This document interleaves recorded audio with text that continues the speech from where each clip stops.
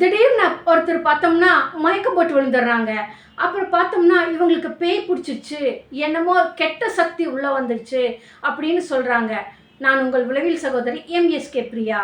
பெரும்பாலும் இந்த அடிக்கடி மயக்கம் போட்டு விழுகிறது ஏதோ கெட்ட சக்தி வந்துருச்சு, இல்லை நல்ல இவங்களுக்கு ஏதோ பண்ணுது, நல்வாக்கு சொல்லுது அப்படின்னு சொல்கிறாங்க. இவங்களோட அழுத்தப்பட்ட நினைவுகளும் மறக்க முடியாத நினைவுகளும் இவங்களுக்கு ஓவர்லோட் ஆகி அக்குமுலேட் ஆகிறப்ப இவங்க அந்த நிலைக்கு தள்ளப்படுறாங்க. அப்போது ஒன்று சாமி ஆடுறதுன்னு சொல்கிறாங்க, இல்லைன்னா பைத்தியம் பிடிச்ச மாதிரி மயக்கம் போட்டு விழுந்துட்டு மணிக்கணக்காயிட்டு எந்திரிக்கிறாங்க. இவங்களுக்கு எல்லா வித டெஸ்ட்டும் எடுத்து பார்த்துருப்பாங்க. உடல் ரீதியாக, நரம்பு ரீதியாக, இரத்தத்தின் ரீதியாக எதுவுமே இருக்காது. ஆனால் இந்த பிரச்சனை மட்டும் அடிக்கடி வரும். மயக்கம் போட்டு விழுகிறதும், சாமி ஆடுவதும், பேய் போல நடந்து கொள்வதும். அப்போ இவங்களுக்கு வாழ்வியல் சார்ந்த சிக்கல்கள் தான்.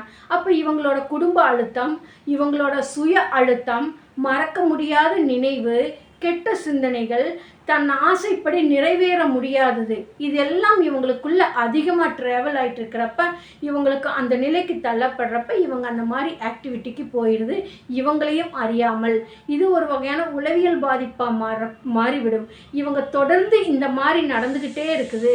இதை சரிப்படுத்திக்கல, இந்த பிரச்சனைகளை தீர்க்காமல் இதுக்குள்ளேயே போயிட்டுருக்குறாங்கன்னா இதுதான் அவங்களுக்கு தீர்க்க முடியாத நோயாக மாறுது. நரம்பு சம்மந்தப்பட்ட பிரச்சனைகளும் கூட தள்ளிவிட்டுருது.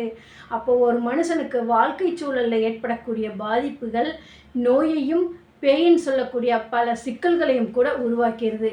இது போன்ற பாதிப்பிலிருந்து விடுபட தான் நாங்கள் உங்களுக்கு ஒரு உதவி புரிகின்றோம். MSK mind set knowledge தெரப்பியில்.